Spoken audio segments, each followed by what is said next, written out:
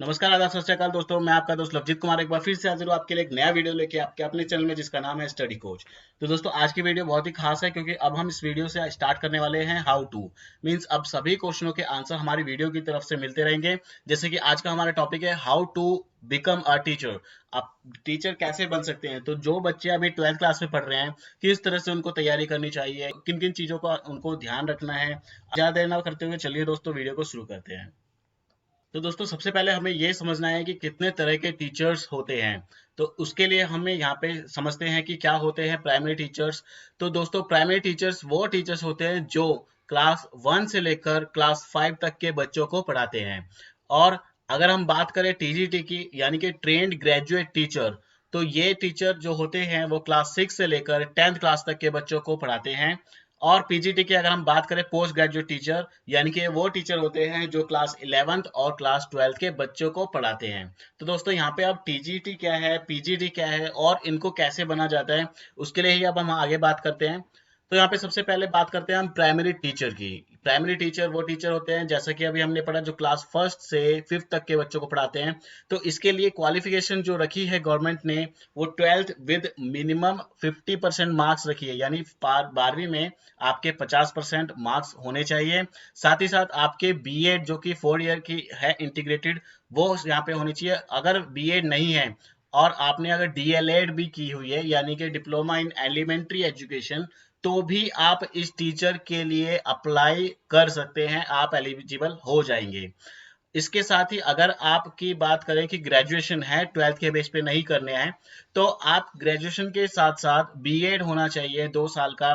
और ग्रेजुएशन में 50% मार्क्स अनिवार्य है। साथ ही साथ आपका डीएलएड भी होगा। और बीएड नहीं होगा तो भी आप इस टीचर के लिए एलिजिबल हो जाएंगे। तो यहाँ पे दोस्तों अगर 1st से 5th तक के बच्चों को आपको पढ़ाना है तो या तो आपको 12 50% से मार्क्स विद बीएड चाहिए, या फिर ग्रेजुएशन 50% के साथ बीएड चाहिए 2 साल वाली। अब आगे बढ़ते हैं टीजीटी यानी ट्रेंड ग्रेजुएट टीचर। जैसे कि इसके नाम में ही आपको पता चल रहा है ये वो टीचर होते हैं जो खुद ग्रेजुएट ही होते हैं। मतलब अगर आपको टीजीटी के लिए अप्लाई करना है तो यहाँ पे 12वीं से बात नहीं बनेगी, आपको ग्रेजुएशन लेना बहुत ही ज्यादा जरूरी हो जाएगा। और ये वो टीचर होते हैं जो क्लास 6 से लेकर 10 तक के बच्चों को पढ़ाते हैं।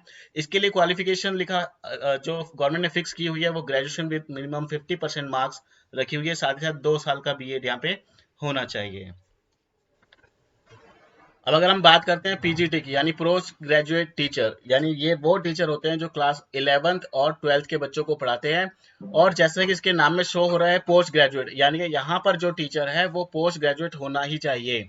और साथ ही साथ अगर हम बात करें एलिजिबिलिटी की तो यहाँ पे पोस्ट ग्रेजुएशन के साथ साथ बीएड भी चाहिए जो कि 2 साल की हो, या बीएड 1 साल की होती है, वो भी आप जो है करने के बाद एलिजिबल हो जाएंगे। बट पोस्ट ग्रेजुएट ग्रेजुएट में आपको 50% मार्क्स होना जरूरी है।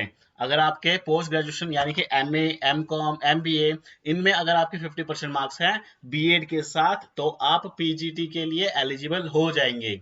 लेकिन अब हम बात करते हैं कि अगर आपके पास क्वालिफिकेशन है यानी कि आप एलिजिबल तो हो गए, बट एक ऐसी चीज है जिसको करे बिना एलिजिबल होते हुए भी आप एलिजिबल नहीं हो पाएंगे। तो अब बात करते हैं उसी के बारे में। तो यहाँ पे बढ़ते हैं अगला जो कि टेस्ट हमें क्लियर करना होगा, जो कि है टीचर एलिजिबिलिटी टेस्ट यानी कि टीईटी टेट।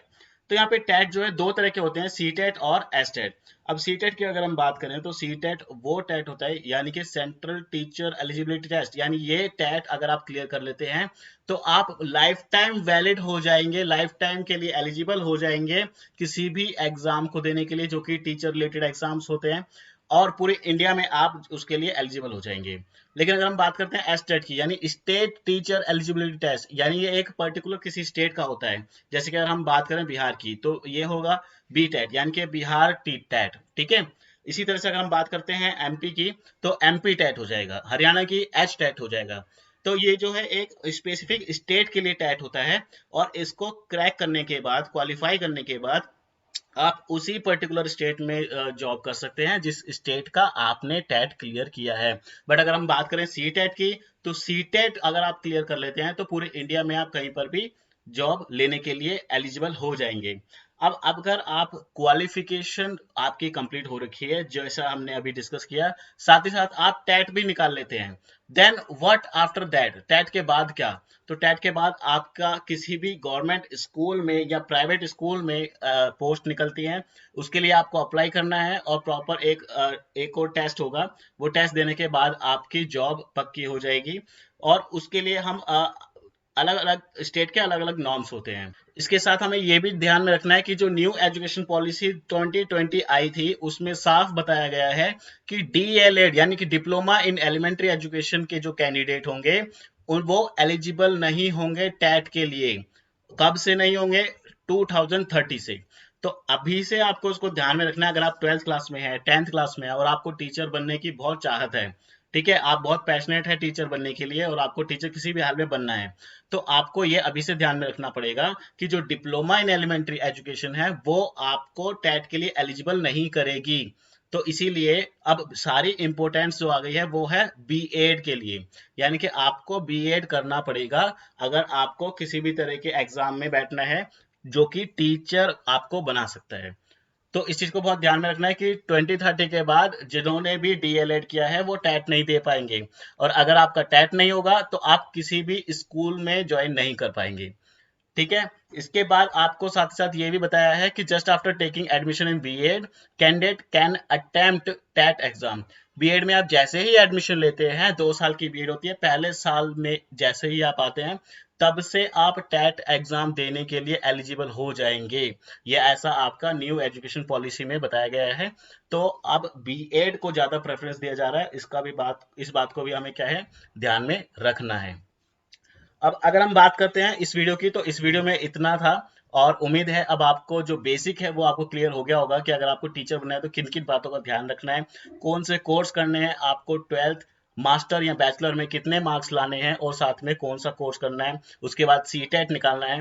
अब बात करते हैं सीटेट की, तो अब हम अगली वीडियो में जो लेके आएंगे वो टैट लेके आएंगे, यानी कि क्या होता है TET, what is TET, who are eligible for TET exam, TET exam के लिए कौन एलिजिबल होते हैं, why TET is necessary, TET क्यों जरूरी है, what after qualifying TET exam, TET exam के बाद क्या करना होता है, importance of TET exam, TET exam की क्या इंपोर्टेंस है। तो इन सभी क्वेश्चनों के जवाब आपको नेक्स्ट वीडियो में मिलेगा। तब तक के लिए इतना ही। उम्मीद है आपको ये वीडियो पसंद आई। अगर ये वीडियो पसंद आई तो इसको लाइक करें, सब्सक्राइब करें हमारे चैनल को, ताकि इसी तरह की वीडियोस आप तक मिलती रहे, और इस वीडियो को ज्यादा से ज्यादा लोगों के पास शेयर करें ताकि सभी को इस बारे में नॉलेज हो, और अगर कोई भी टीचर बनना चाहता है तो वो टीचर बन सके, इसके लिए हम थोड़ा सा हेल्प कर सकें। तो जरूर शेयर करें इस वीडियो को, और साथ साथ हमारे चैनल को भी सब्सक्राइब कर लें। अभी के लिए इतना ही। जय हिंद, वंदे मातरम।